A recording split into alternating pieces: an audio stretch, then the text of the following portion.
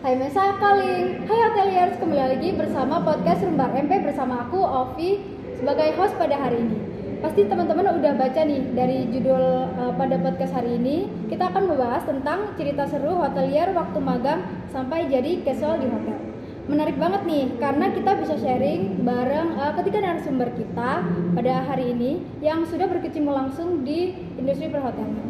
Apalagi di manajemen perhotelan ini mungkin tidak banyak ya orang yang memiliki basic perhotelan. Jadi buat teman-teman yang masih bingung masuk ke manajemen perhotelan atau mungkin penasaran sama jenjang karir untuk kedepannya tuh gimana sih, stay tune dan simak terus podcast pada hari ini. Halo kakak-kakak, gimana kabarnya nih?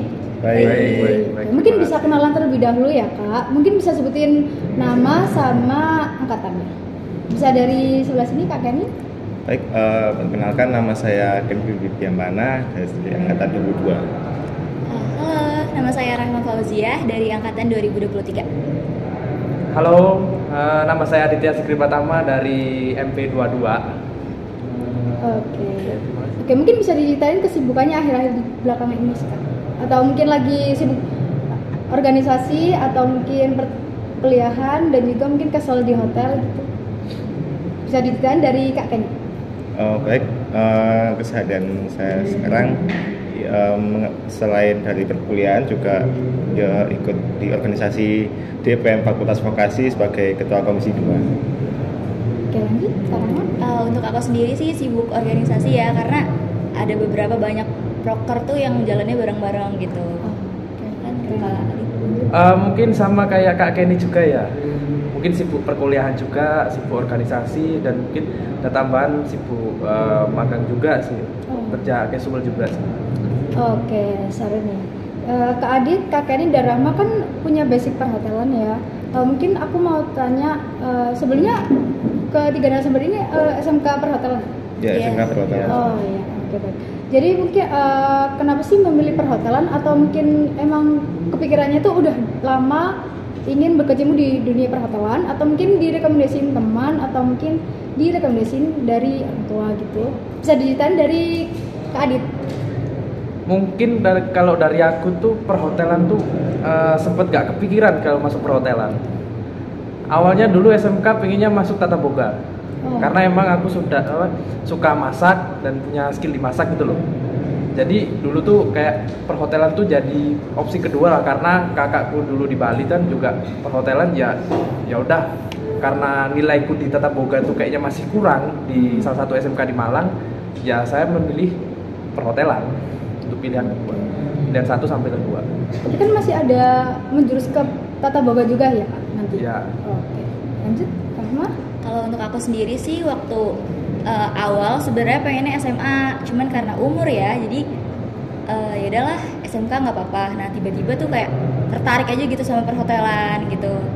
Sebenarnya menghindari matematika juga sih gitu. Terus kalau misalkan kuliahnya karena linier, jadi perhotelan lagi kayak gitu. Oke, lanjut Kak Kenny. Kalau aku sih biasanya mulai dari SMP. Mulai dari SMP itu sudah ada keinginan gitu, karena juga sebelumnya papa juga punya basic di kapal pesiar dan juga aku meneruskan di perhotelannya seperti itu. Jadi untuk SMK memilih di jurusan perhotelan dan juga ada di UB ini juga memilih di manajemen perhotelan. Oke, menarik banget nih. Oke, mungkin kita bisa langsung menuju ke tema pada episode hari ini ya. Oke, kalau boleh tahu Kak Adit, Kak Kenny dan Rahma masing-masing pernah magang atau kerja di hotel apa nih? Boleh sekalian diceritain juga awal pertama kali magang atau kerja di sana tuh gimana sih Kak? Mungkin gantian dari Kak Kenny. Oke. Dulu waktu pertama kali magang itu waktu SMK ya, karena itu menjadi bagian dari kurikulumnya di SMK, karena kita juga ada magang. Itu pertama kali magang ada di Hotel Mercure Grand Milana Surabaya, tapi kalau sekarang namanya Mercure Surabaya Grand Milana. Setelah itu sudah magang selama 6 bulan, sebenarnya 6 bulan tapi 2,5 bulannya saya magang, kemudian sisanya itu COVID ya, jadi sisanya online seperti itu. Terus kemudian untuk kerja ini tahun 2021 setelah lulus itu, sebelumnya saya nggak kerja di hotel langsung, tapi kerja di sebuah warung makan di Malang. Itu sekitar 6 bulanan.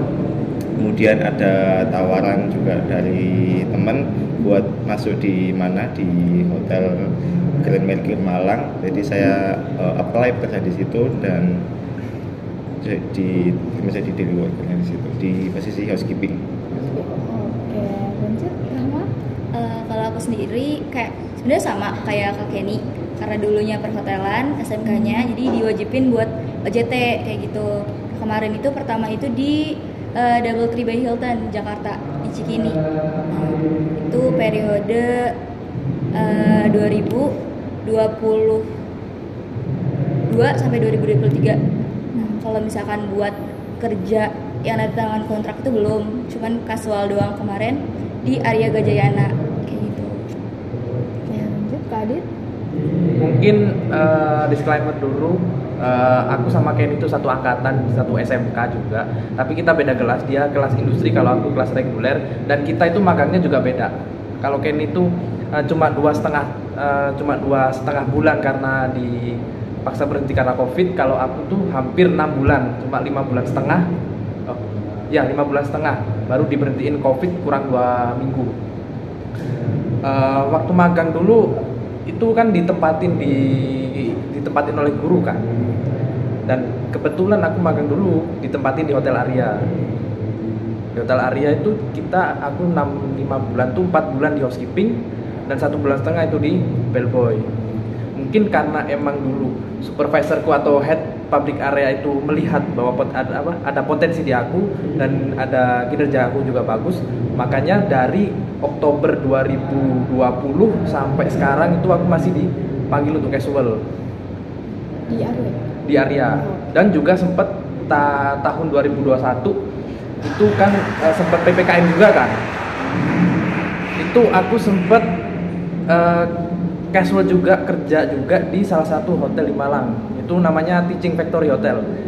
Kan kalau setiap sekolah perhotelan, SMK perhotelan pasti ada Teva Hotel. Pernah jadi staffnya di situ juga selama 1 bulan doang, baru aku kembali ke Arya juga gitu. Emang udah cocok sama lingkungan Arya ya? Karena emang yang bisa nyesuaiin jadwalku sama jadwal kuliah ya cuma di Arya itu. Oke, baik.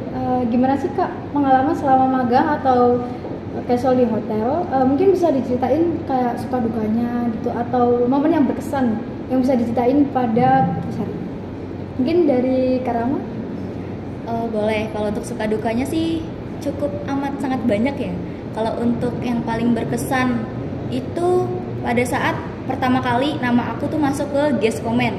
Itu tuh bener-bener kayak aku kaget gitu loh. Tapi apa sih namanya? Komennya itu positif banget gitu. Terus pas dikabarin, Rahma kamu aku sih waktu itu namanya Sisi ya. Jadi Sisi kamu namanya masuk ke ini nih gitu. Terus pada ngucapin gitu congrats kayak gitu, kayak oh my god gitu banget. Kalau misalkan yang dukanya ya sebenarnya pas dikomplain sama tamu itu sih. Itu aku pernah dikomplain sama tamu sampai yang kayak ditunjuk-tunjuk kayak gitu. Karena kalau misalkan itu gara-gara tuh aku salah buat naro teh. Kalau misalkan itu kan kita ada table manner kayak gitu kan. Nah seharusnya waiters itu ngasihnya ke tamunya langsung. Kalau kemarin aku kayak cuman di pinggir meja gitu loh. Harusnya aku ke sebelahnya. Karena kemarin tuh posisinya susah gitu loh. Aku kalau misalkan menggapai ke situ, jadi kan aku harus kayak gini gitu kan. Aku kayak rasa sungkan. Terus habis itu akhirnya aku taruh di pinggir mejanya aja. Terus aku dimarahin kayak gitu. Itu sih suka dukanya. Oke, lanjut dari Kak Kenny mungkin. Suka dukanya waktu di hotel pasti banyak ya, sama kayak Rahma. Sukanya itu karena itu saya magang sempat di bellboy ya. Nah, kalian tahu sendiri bellboy itu pasti nganterin barang, kemudian dapat uang, dapat tip. Itu senangnya karena kita dapat uang. Karena apa ya? Dan fun fact-nya itu selama saya magang itu duit dari orang tua dan juga duit dari tip itu ibaratnya tuh persenannya tuh 60% kehidupan saya di Surabaya itu dari uang tip itu, bukan dari uang orang tua. Itu gede ya persentasenya? Iya, jadi sehari biasanya sekitar paling dikit tuh 200 lah sehari. Paling dikit ya. Paling dikit ya. 200. Untuk paling tinggi mungkin dari dolar mungkin. Kalau Paling dolar, dikit. dolar nggak pernah, kalau Oh. mata uang asing nggak pernah. Cuma biasanya waktu ada event-event gitu pas weekend gitu, biasanya sampai tembus 700-800 sehari. Itu sekali event ya Kak, 700 ribu? Iya, biasanya selama enggak, kan di Bellboy kan dia kan ada 8 jam kerja. Oh. Nah itu selama jam kerja iya, itu satu hari. dapatnya segitu ya, satu hari itu. Kalau waktu di kerjaan itu karena kita ketemu orang banyak, juga ngerti kondisinya, jadi kita bisa memahami gitu, dan juga tamu itu juga seneng gitu. Kalau dukanya sih pasti juga banyak ya, di luar mengesampingkan dari sukanya itu. Pernah waktu magang itu mohon maaf ya, diomongin keluar kata-kata binatang gitu dari tamu gitu, karena saya waktu itu mengarahkan ada event di ballroom ini, tapi dia tuh ngotot karena bosnya itu ada di bawah gitu, jadi sempat bersih tegang gitu aku sama tamunya, cuma itu dipisah, dilerai. Tapi nggak tahu kemudian besoknya yang tamunya itu jalannya pincang gitu. Tapi bukan kayak mendoakan itu, enggak ya, tapi memang ya udah keadaannya kondisi seperti itu. Tapi jujur meskipun ada suka dukanya itu, kita masih menikmati bersama. Oke, tapi dari Kak Adi? Mungkin selama 4 tahun ini suka duka itu ya banyak. Mungkin kalau aku sebutin sukanya, kamu tahu sendiri lah, aku di departemen housekeeping, yang dimana housekeeping adalah departemen yang bisa dikatakan tuh kekeluargaannya erat banget, solidaritasnya tuh erat banget dia di sana. Terus makanya kayak aku nyaman aja, sukanya di situ. Terus tempat kerja di departemen lain pun juga orangnya juga enak gitu. Terus dan juga sukanya itu aku, kalian tahu itu gak floris? Floris itu adalah seorang yang merangkai bunga untuk suatu event.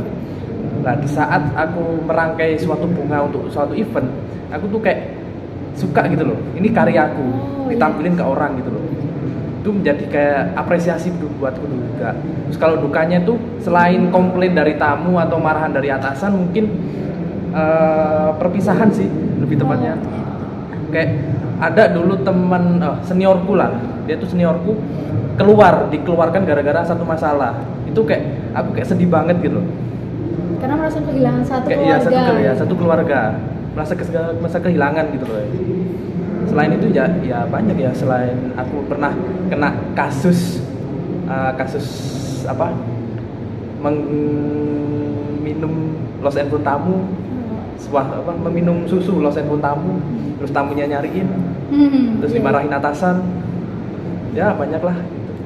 Emang kayak kita kan nggak tahu ya Kak, mungkin itu mau dibuang atau emang dikasih buat kita, kan kita kurang tahu ya Kak, jadi bisa aja. Emang aku dengar dari teman-teman aku katanya kalau di housekeeping itu emang kekeluargaannya itu erat banget, karena kita gotong royongnya tuh emang harus bersamaan gitu ya Kak, karena mungkin biar cepat kamu bagian ini gitu. Ya.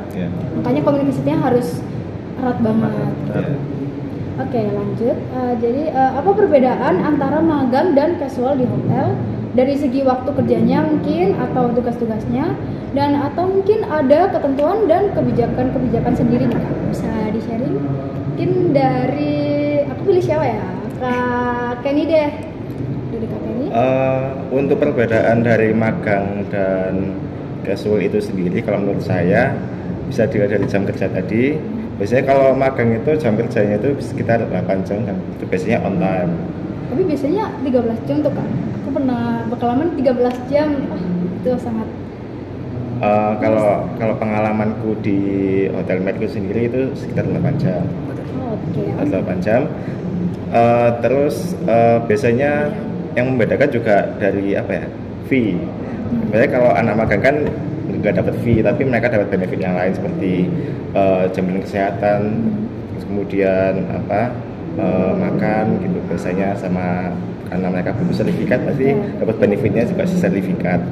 Terus kalau casual tuh ini biasanya karena mereka sudah ibaratnya itu sudah paham lah, karena dia daily worker kan, dia memiliki jam kerja yang cukup lama biasanya itu sekitar 9 sampai 12 jam, tapi itu tergantung dari kebijakan hotel masing-masing. Yang membedakan juga biasanya mereka dapat fee dan sama service charge. Waktu itu saya juga dapat service charge sama fee-nya, dan itu juga sekitar pokoknya UMR Malang lah, UMR Malang atas dikit. Dan 4. Wow, lumayan ya Kak. Ya. Oke, ini lanjut ke Rahma. Boleh, kalau misalkan menurutku sendiri sebenarnya aku cuma nambahin dari Kak Kenny ya. Kalau misalkan dulu waktu di hotel aku tuh daily worker sama anak magang itu jam kerjanya sama. Nah, yang dibedain itu dari segi bayarannya sih sebenarnya. Terus habis itu beda lagi sama anak part time. Nah, anak part time itu kalau di sini tuh dibilangnya casual.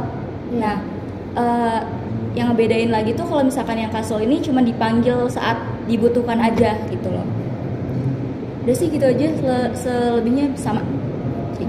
Mungkin dari Kak Adit ada yang mau nambahin atau Perbedaannya lebih ke tanggung jawab sih. Tanggung jawab anak magang tuh kita cuma dituntut untuk belajar. Tidak dituntut untuk kerja, tapi lebih diutamakan belajar sebanyak-banyaknya. Kita sebagai seorang daily worker gitu, kita punya tanggung jawab kepada anak magang malah. Anak magang punya salah, kita yang harusnya disalahin. Itulah kayak gini. Selain dari gaji juga, kita tuh dituntut untuk lebih bekerja keras daripada waktu magang. Soalnya kan dalam hal lain kan kita juga dibayarkan. Masa kita harus kerja harus kayak malas-malasan, kerja tidak sesuai SOP. Itulah yang membedakan daily worker sama magang gitu. Kita lanjut ke budaya mungkin kali ya. Budaya kerja di hotel yang kakak-kakak sendiri tempat ini itu gimana sih Kak? Sama mungkin bisa jadi gambaran nih buat teman-teman di luar sana yang penasaran dengan budaya kerja di hotel itu sebenarnya gimana sih? Mungkin bisa diceritain dari Rahma. Budaya ya. Kalau misalkan kerja di hotel itu udah hal lumrah kalau misalkan kita itu overtime gitu. Jadi jangan kaget dan jangan sampai kok saya kerja lama banget sih gitu. Itu overtime itu pasti. Soalnya kita juga nggak tahu ya kayak kapan tamunya itu bakal keluar dari ballroomnya atau keluar dari acaranya itu kan kita nggak tahu ya. Jadi kita harus siap untuk menunggu tamu selesai atau eventnya itu selesai. Iya, ditambah lagi kan kalau misalkan closingan itu kan pasti shift yang saat itu harus bersihin dan rapihin segalanya itu sebelum shift selanjutnya datang kayak gitu sih. Lanjut Kak Adit. Overtime, mungkin overtime tuh bisa dibedain sama lembur. Kadang overtime tuh maksimal tuh 2 jam overtime. Sisanya tuh kalau lebih dari 2 jam tuh disebut lembur. Itu harus dapat bayar lebih. Mungkin itu yang aku ralat dari si Rahma. Dan juga ada budaya greeting. Oh. Setiap tamu yang kita temui ataupun setiap atasan yang kita temui kita harus greeting. Entah itu selamat pagi, selamat siang, ya sebatas itu doang. Terus yaitu mungkin senyum juga sih.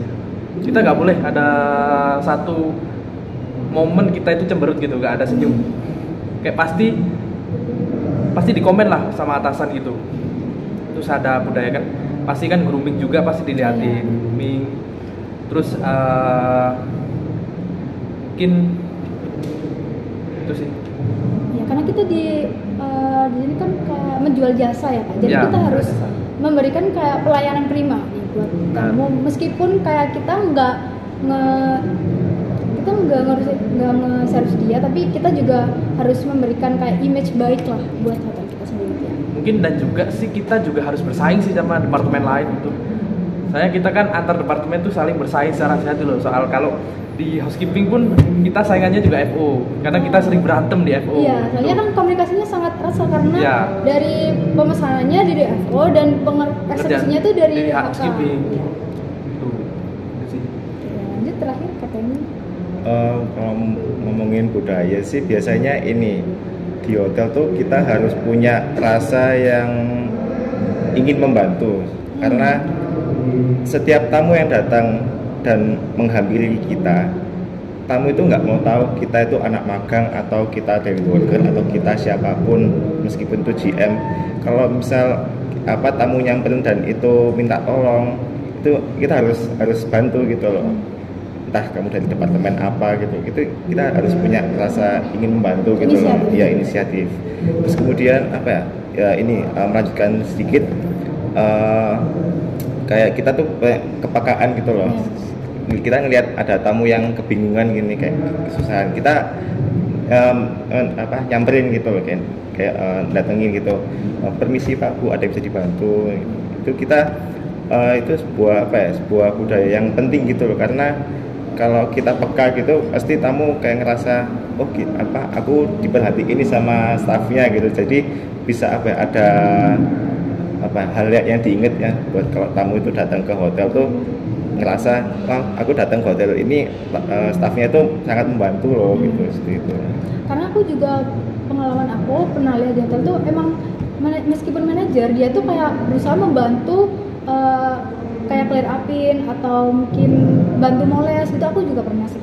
Jadi mungkin kalau udah masuk dunia perhotelan kita harus mempunyai inisiatif, seenggaknya kita itu membantu orang lain. Kalau menurutku emang inisiatif itu adalah nilai penting. Semua. Aku aja kalau menilai dari anak magang tuh dari inisiatifnya pertama. Inisiatif kepada tamu sama inisiatif kepada senior. Itu. Oke. Lanjut mungkin kalau boleh tahu step by step apa aja sih Kak yang bakal dilewatin terutama buat mahasiswa atau anak-anak yang mau coba magang di hotel, apalagi sampai bisa jadi casual di hotel. Bisa jadi dari Kak Adit mungkin step by stepnya ya. Gini, kalau aku dulu kan emang dari magang kan itu udah ditempatin, kita nggak bisa milih tempat magang yang kita mau. Jadi usahakan di tempat magang itu ambil ilmu sebanyak-banyaknya. Terus kamu di situ, anak magang di situ itu fokusnya itu adalah belajar, bukan untuk bekerja. Tujuannya itu adalah hanya membantu senior dalam bekerja. Selebihnya adalah belajar dia, belajar terus. Gimana ya? Aku dulu tuh suka belajar hal-hal baru gitu loh. Apa yang teman-temanku di housekeeping dulu belum dipelajari, aku udah belajar duluan dari senior-senior yang aku pengen tahu yang lebih gitu loh. Jadi terus ada peningkatan skill. Kritik itu adalah hal yang penting. Kritik yang kamu dikritik oleh senior, dikritik oleh lain, itu jadi bahan nilai kamu buat berkembang gitu. Jangan kayak kritik kayak nanti benci sama satu orang ini, itu jangan. Kalau dulu tuh aku emang suka belajar, terus ilmuku juga terus berkembang. Jadi senior tuh supervisorku menilai, oh ini anak cocok ini buat jadi daily worker. Dan juga yang satu yang namanya itu relasi. Jangan lupa yang namanya relasi itu sama seluruh karyawan di hotel. Yang nantinya kan orang hotel tuh tidak hanya 1-2 tahun tuh selebihnya, seterusnya itu menetap pada satu hotel. Pasti maksimal tuh 1-2 tahun tuh terus pindah hotel. Makanya relasi itu penting. Menanyakan apakah ada casual di sini, daily worker, itu untuk menunjukkan bahwa kita itu ada value gitu. Lanjut, kalau step by step dari awal ya, berarti dari pas interview. Kalau misalkan kita mau HRD itu ngelirik lah gitu, Yang pertama itu adalah grooming attitude kayak gitu. Jadi cara kita body language juga pas lagi interview sama HRD-nya tuh bener-bener apa ya, kayak yang satu hal yang Poin plus lah. iya kayak gitu. Terus habis itu kalau seandainya kita udah diterima, terus attitude terus dijaga, grooming kayak gitu, pertama itu kita cari tahu informasi gitu loh, inisiatif balik lagi. Itu kayak misalkan kalau misalnya dari seniornya nggak diajarin nih tentang ini itunya, nah kalian inisiatif nanya kayak gitu. Kalau dulu sebelumnya aku itu di F&B service ya, gitu pernah diajarin gimana caranya nge-clear up, terus juga setting cutleries, terus juga apa ya, peletakan si makanan di buffetnya kayak gimana kayak gitu. Kalau misalkan emang belum diajarin, inisiatif nanya kayak gitu, karena biasanya anak training yang bawel nanya itu suka dilirik sama supervisor atau enggak manajernya kayak gitu, buat dijadiin kayak iya kayak gitu. Terus habis itu balik lagi ke relasi gitu, nggak usah takut dibilang sokap gitu, itu nggak usah takut, karena itu jadi salah satu cara buat kedepannya kita gimana kayak gitu relasinya kayak gitu. Iya, mungkin aku mau share sedikit ya pengalaman aku pertama jadi casual di hotel, karena aku juga nggak ada pengalaman perhotelan di sebelumnya. Pertama kali aku casual tuh juga aku bener-bener nggak tahu apa itu cutleries, apa tuh kayak clean up itu gimana. Jadi emang kita tuh di sana harus inisiatif lah. Kalau emang yang paling penting emang inisiatif itu. Oke, lanjut dari katanya. Kalau aku dari sih step by stepnya, kalau mau magang sih kita harus tahu hotel yang mau dituju gitu loh. Contoh kamu mau ke hotel A, itu seberapa jauh kamu tahu tentang hotel A, kan nanti bakal ditanyain waktu interview gitu sama HRD. Kalau biasanya kalau misal kamu tahu itu bisa jadi poin plus gitu. Jadi hotel ini tuh dilihat sama orang gitu loh, dikenal sama orang. Dan juga kita harus tahu departemen mana yang mau dituju. Contoh dari mau ke departemen housekeeping gitu, apa yang ditahu dari departemen itu dan apa saja kegiatan yang dilakukan itu kita juga harus tahu. Dan itu makanya waktu SMK itu kita dibekali dengan pengalaman praktek seperti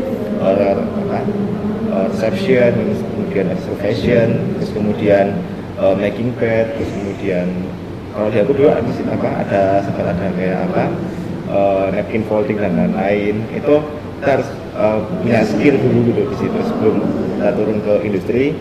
Jadi biar nanti nggak kaget gitu loh, seenggaknya bisa ngikutin lah. Oke, menurut Kak Adit sama Rahman, kira-kira kesulitan atau hambatan apa saja sih selama magang atau kerja di hotel? Tadi kan pengalaman dulu, kalau sekarang mungkin kesulitan dan hambatan. Oke, mungkin dari Kak Dani untuk kesulitannya. Kalau dari aku sih kesulitannya itu mungkin waktu awal-awal magang ya, karena kan kita baru pertama kali waktu SMK itu kita bener-bener nggak tahu kayak kita harus ngelakuin apa gitu pertama gitu. Waktu kita standby di contoh waktu itu aku kan di Bellboy, itu datang itu aku jujur nggak tahu kayak mau ngambil seragam gimana, terus kemudian nanti masuknya lewat mana, nanti kita kerja ngapain, terus nanti komunikasi sama tamu itu bagaimana, karena kita jujur masih basic kan. Nah, makanya itu sempat yang dikatakan sama Adit, karena kita magang itu intinya untuk belajar, jadi kita mengimprove sendiri untuk berkembang gitu. Kita ambil ilmu kayak nanti kalau ketemu sama tamu itu kita ngomongnya kayak gini, kalau kita nggak handle tamu atau handle komplain lah, itu nanti kita harus tanggapannya seperti ini. Tapi kita balik lagi gitu, karena anak magang itu memang tanggung jawabnya itu nggak seberat atau casual seperti itu. Oke, lanjut dari Kak Adit sendiri, kesulitan dan hambatannya? Mungkin dari senior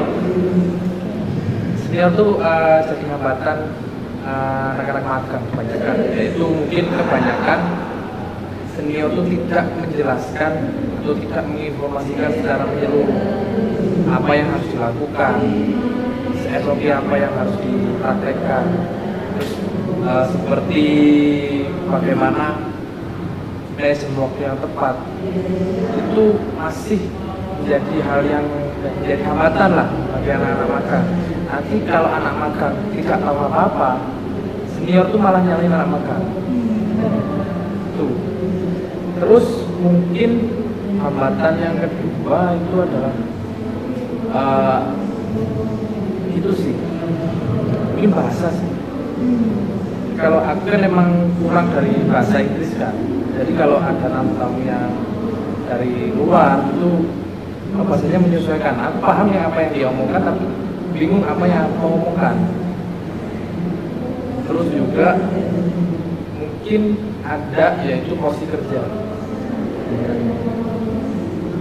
Ada yang baru magang itu dikasih kerjaan tuh yang banyak banget, sedangkan senior tuh hanya membantu dikit-dikit atau cuma mengawasi doang. Itu yang menjadi hambatan lah anak magang. Terus mungkin aku juga mau ceritain pengalaman lagi ya, karena emang di dunia perhotelan tuh menurut kami sebagai anak casual emang di perhotelan itu masih ada senioritas yang menurut kayak dia tuh nyuruh-nyuruhin anak-anak casual tuh kayak dia tuh nggak mau kerja sendiri, tapi dia tuh nyuruh anak-anak casual gitu. Tapi ya balik lagi mungkin dari sisi seniornya juga kayak ingin membantu untuk dia tuh kamu tuh tahu gitu loh kerjanya di hotel tuh ngapain, dan kamu tuh kayak udah diem-diem doang.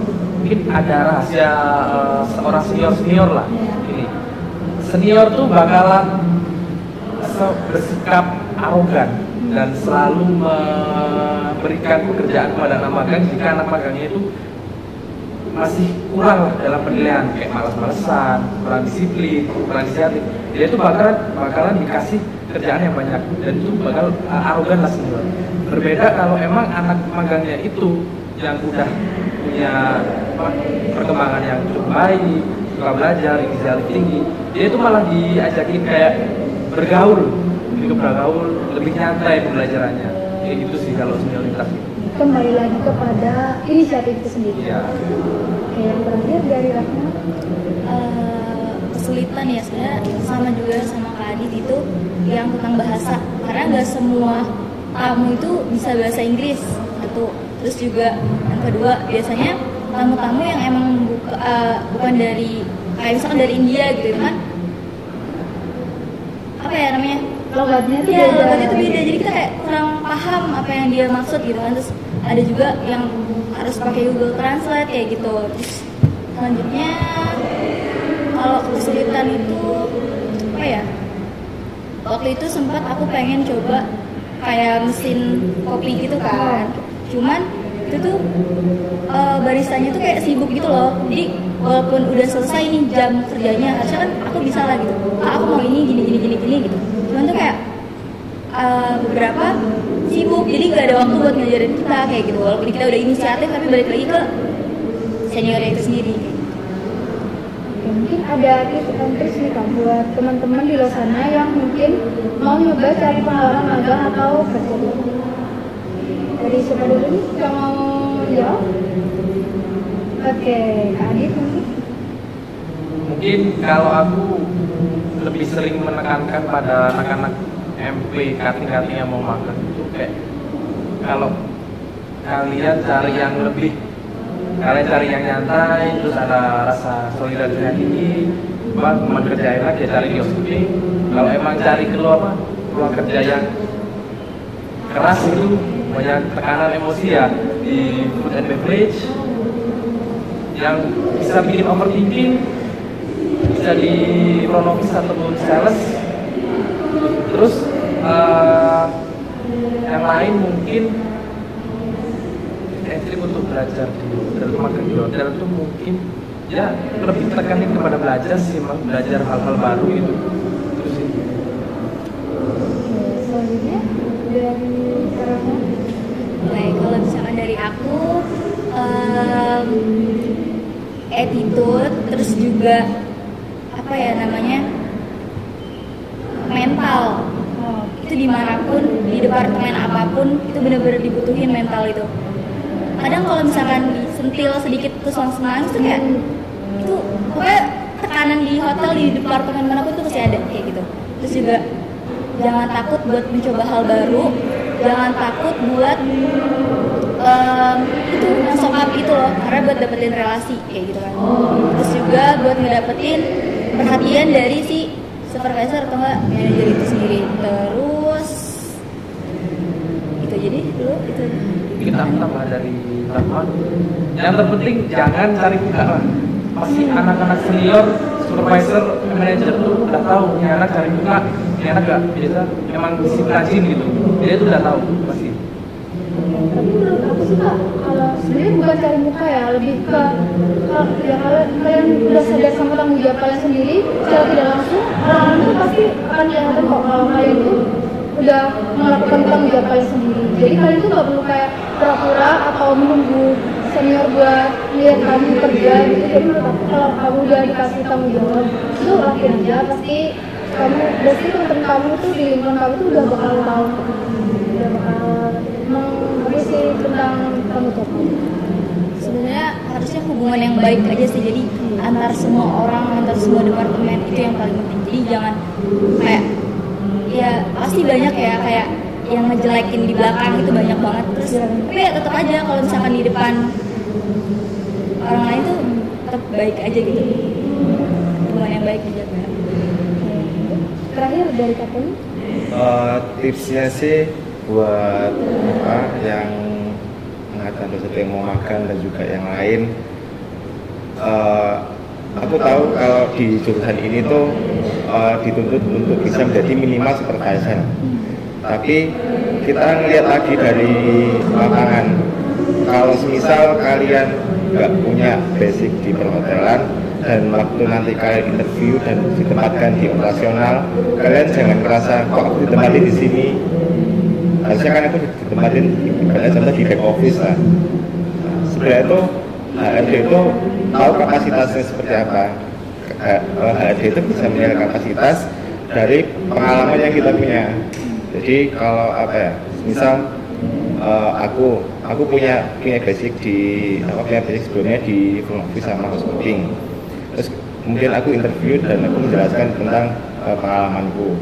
Itu nanti HRD itu punya penempatan tersendiri, itu anak ini bakal ditempatin di sini gitu. Dan itu apa ya, kayak jangan merasa insecure gitu sama yang lain yang punya basic di perhotelan dan yang belum punya. Tapi kalian juga punya hak untuk belajar, untuk menggali ilmu sebanyak-banyaknya di hotel, dan apa ya, intinya itu tetap belajar lah gitu. Dan itu nanti pembuktiannya nanti bisa diberikan dengan sertifikasi kompetensi, dan itu biasanya nanti katanya ada di akhir sebelum akhir mungkin ya, itu ada sertifikasi kompetensinya seperti itu.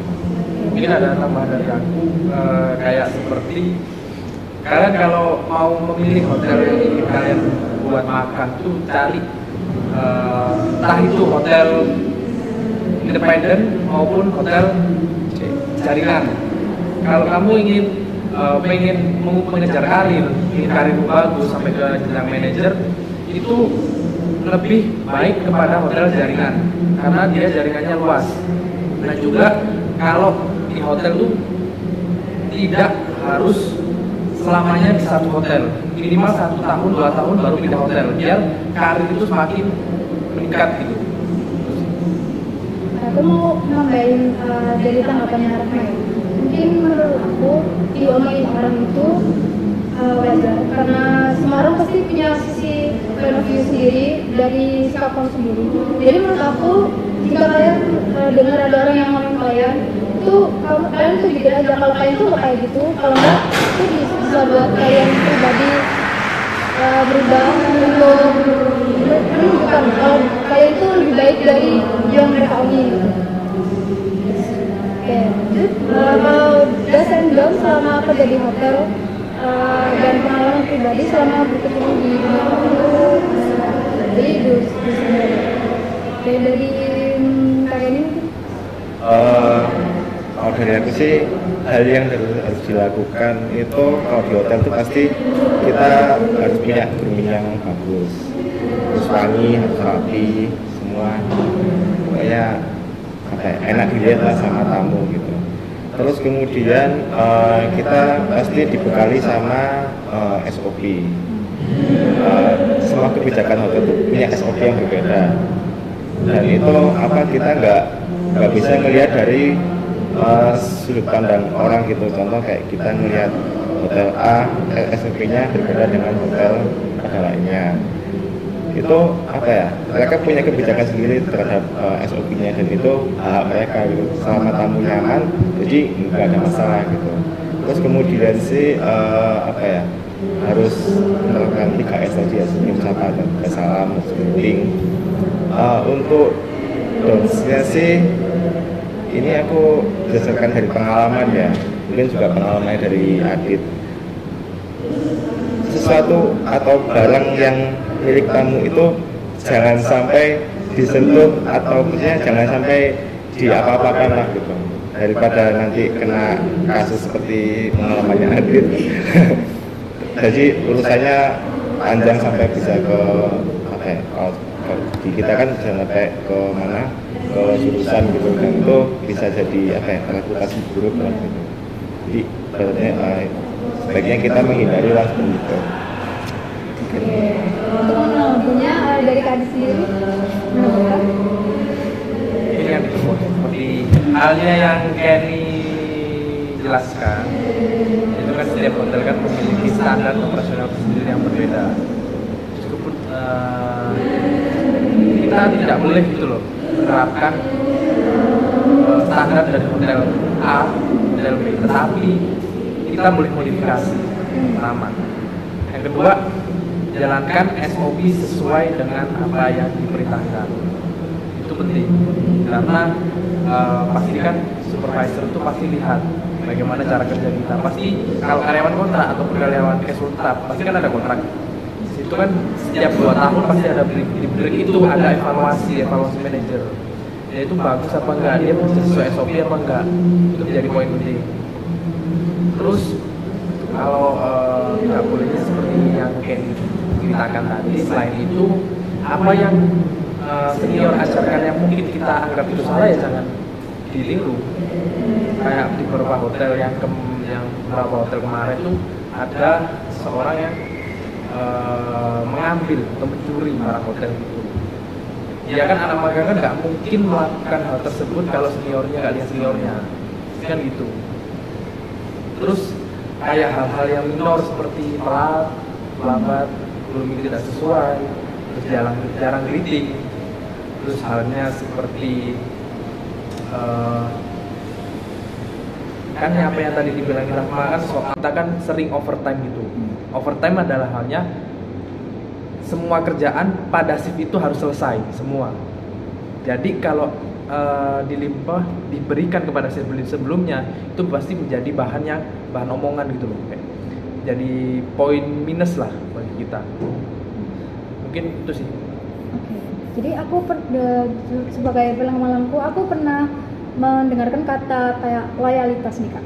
Menurut Kakak sendiri tuh loyalitas tuh gimana sih? Karena katanya tuh kalau di atas 12 jam itu dikatakan loyalitas.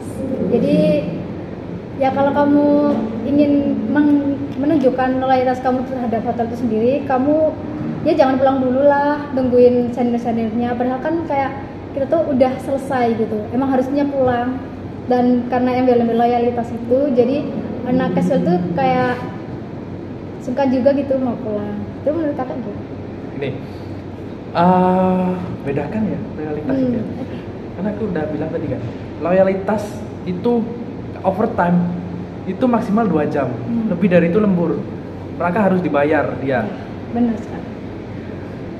Kalau aku pernah ditawarin buat di hotel, salah satu hotel lah gitu. Aku udah tahu dia jam kerjanya tuh berapa, cara kerjanya juga berapa. Aku sampai dulu SMK sampai sekarang kalau ditawarin casual di hotel itu aku mau. Aku udah tahu gimana jam kerjanya. Kalau ngomongin loyalitas, aku sering over 1 jam 2 jam. Lebih dari itu mungkin aku masih anggap loyalitas lah, karena emang tugasku udah selesai dan aku mungkin tinggal istirahat doang. Itu sih loyalitas kan. Tapi beda kalau emang overtime dan kerjaan kita itu belum selesai, jangan dikasih kepada si sebelumnya atau selanjutnya gitu. Beda itu. Oke. Karena kan kita dipekerjakan sebagai manusia juga kan. Iya, itu sih benar. Kayak dari Rahma dos and done-nya. Kalau do and dance-nya itu aku cuma nambahin aja ya, karena hampir sama gitu. Aku mau nge-share pengalaman aku aja yang aku lakuin kayak gitu. Waktu pertama kali aku ke hotel itu, aku nggak nanya dulu gitu sebelum aku masuk ke restoran.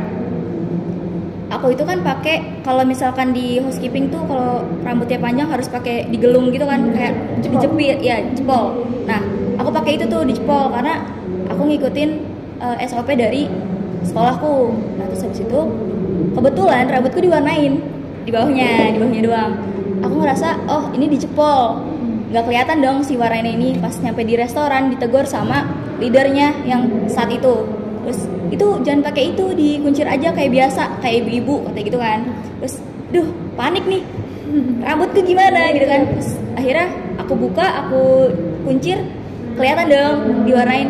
Nih kalau misalkan kayak gitu nggak boleh gitu. Aku mikir, putar otak gimana caranya. Oke, aku ke housekeeping ambil gunting, aku gunting. Wah. Itu jadi apa sih namanya, salah satu caranya adalah kita cari tahu dulu SOP-nya apa dan jangan sampai dilanggar kayak gitu. Terus selanjutnya yang senyum sapa salam kayak gitu. Kemarin kan aku training itu pas COVID ya, sisa-sisaannya lah, tetap pakai masker kan. Walaupun kita pakai masker tetap harus senyum karena kan kelihatan tuh kan dari matanya itu. Nah kayak gitu, itu biasa dinilai sama tamu dari keramahannya itu kayak gitu. Tapi mungkin disclaimer ya, beda sama hotel bisnis sama hotel funky hotel. Di hotel bisnis itu harus lebih formal, dari nggak boleh tatoan, nggak boleh semiran, rambut harus hitam, terus apa ya itulah.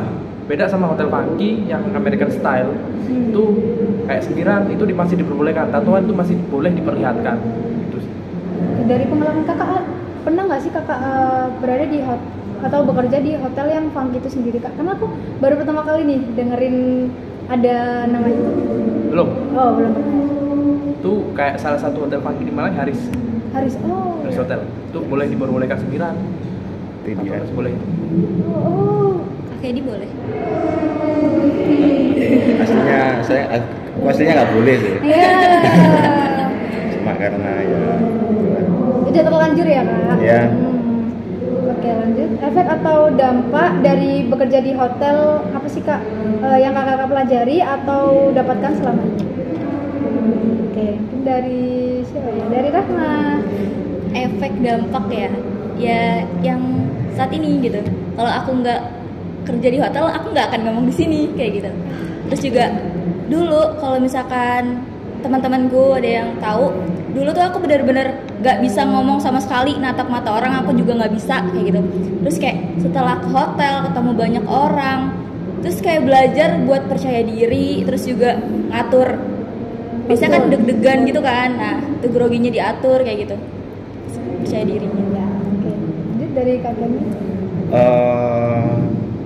Hal plusnya sih waktu masuk di MP sini ya, kan kita tahu kayak apa yang masuk di sini tuh harusnya yang punya basic gitu, tapi juga banyak gitu, dan itu mayoritas gitu yang nggak punya basic, dan itu kelihatan tuh waktu pembelajaran gitu, waktu membahas materi itu kelihatan yang mana yang anak hotel, yang mana yang bukan gitu. Tapi sebenarnya kita nggak pelit ilmu buat teman-teman yang kayak pengen tahu nanti itu di sini tuh kayak itu ngapain aja, itu di sini tuh ngapain aja. Cuma kadang ada beberapa hal itu waktu pembahasan itu agak keras gitu, karena apa ya? Karena ada sesuatu hal yang mungkin dirasa kita berlebihan gitu loh. Tapi sebenarnya itu apa ya?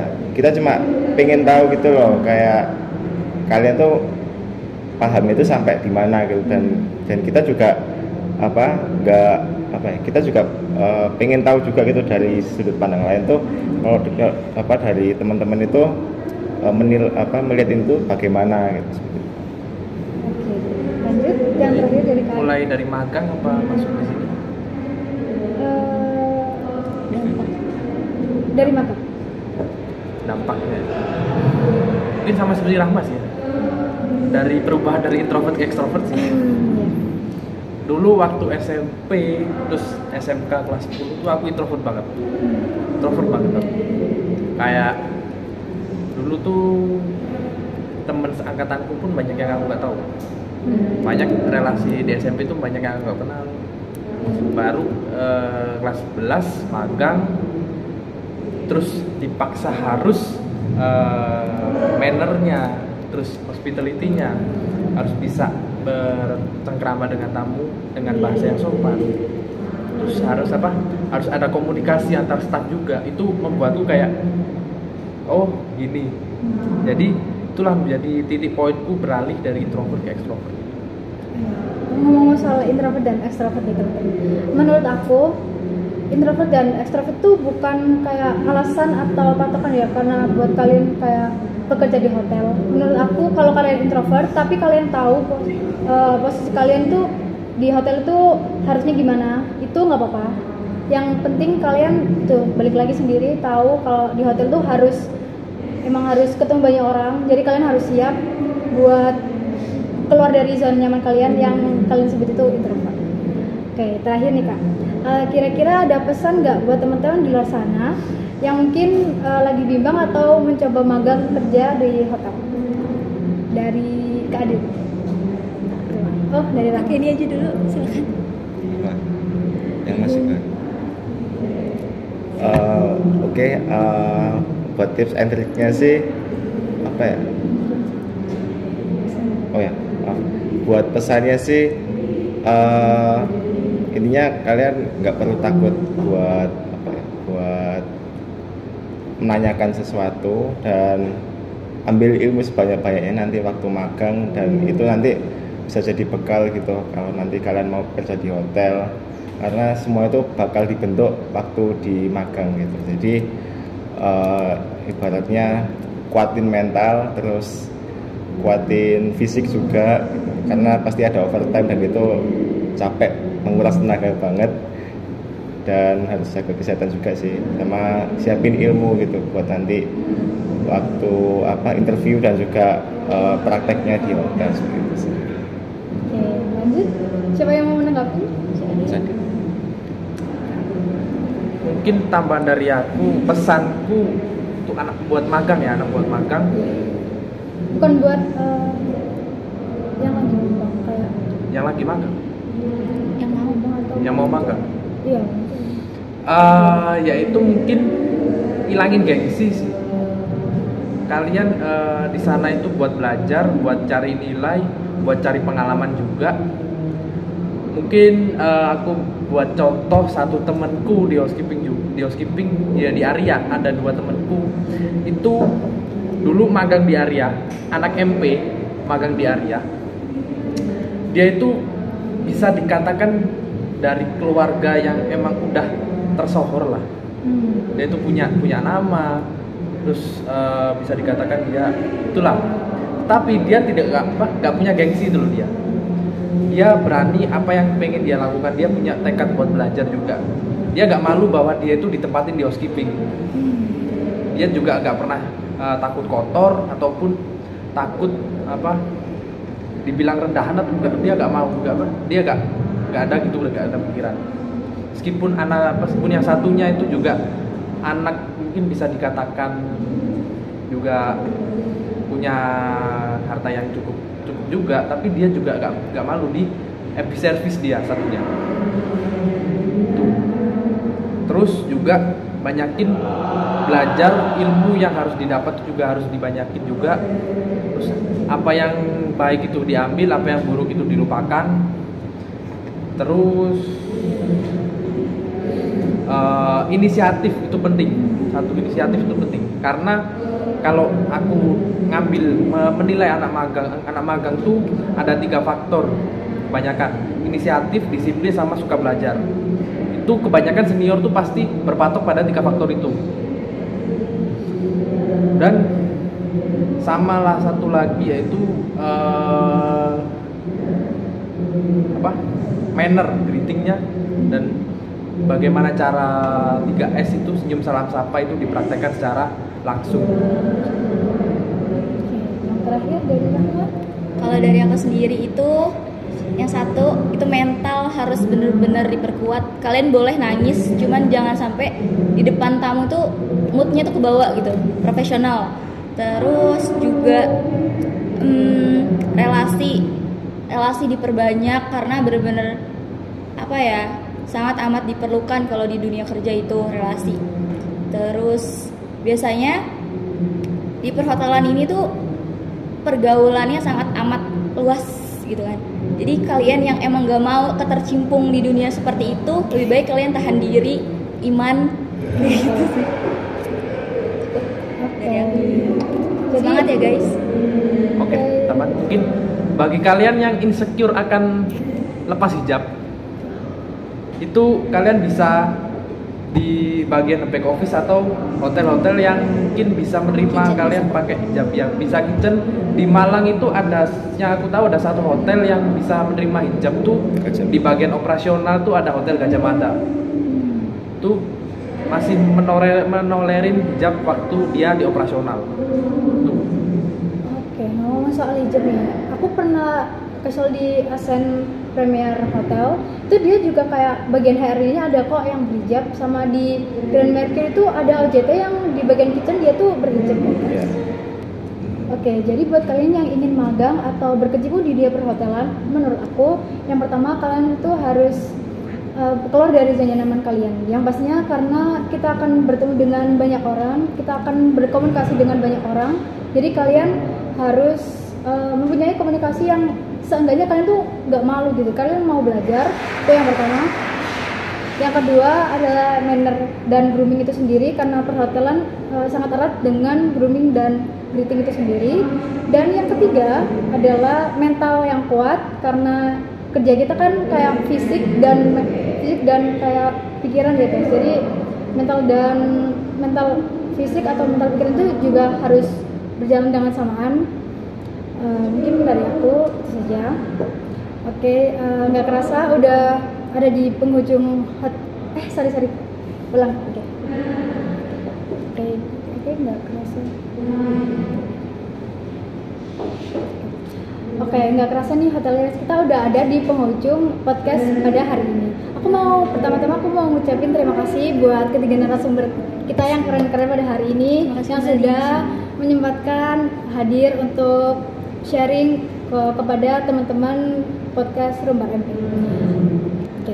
Semoga bisa memotivasi teman-teman yang menonton ya. Sampai jumpa di episode selanjutnya. Dadah.